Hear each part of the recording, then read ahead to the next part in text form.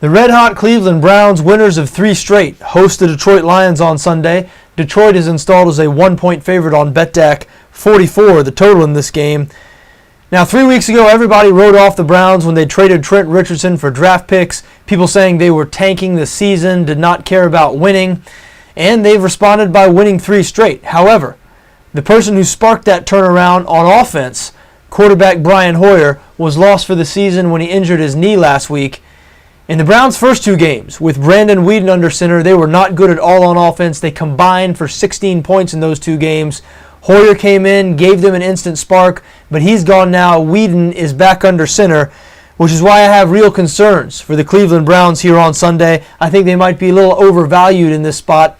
Even though Weeden came in last week against the Buffalo Bills and made some nice throws in the second half, did not really like what I saw from him as a whole. And remember, he's thrown 20 interceptions in just 17 NFL starts, and Detroit is second in the NFL this year with 8 interceptions. So they have a ball-hawking secondary that might be a bad mix for Cleveland. And you look at the other side of the ball, the Browns' defense. While they've been excellent this season statistically, they're 4th in the NFL in yards allowed.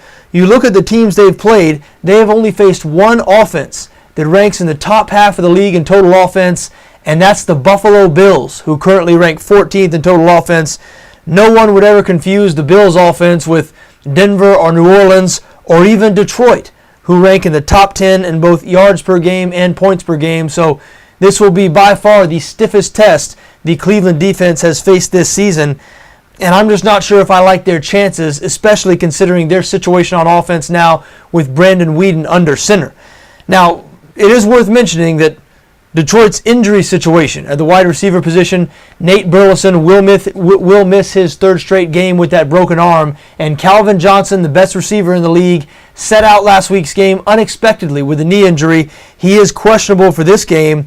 The Lions' offense was not the same last week without Johnson and without Burleson, really without Johnson. I mean, they can operate without Nate Burleson, even though he is the other starting wide receiver. But Matt Stafford just didn't have anybody to throw the ball to last week. They were held to 9 points in a loss to Green Bay. That's only the 2nd time in the last 50 games the Detroit offense has been held below 10 points. So as long as they have Johnson back in this game, I feel very good about their chances on the road in Cleveland. If they don't have Johnson back, I love the under here, under 44. So keep an eye on it. We should know by Sunday morning at the latest, an hour before game time when they go through who is active and inactive for the games. Keep an eye on that. You'll want to see whether or not Calvin Johnson is playing in this game. Again, assuming Johnson is playing, which I do expect him to play, I like Detroit here -1. If Johnson is not playing in the game, I like under 44.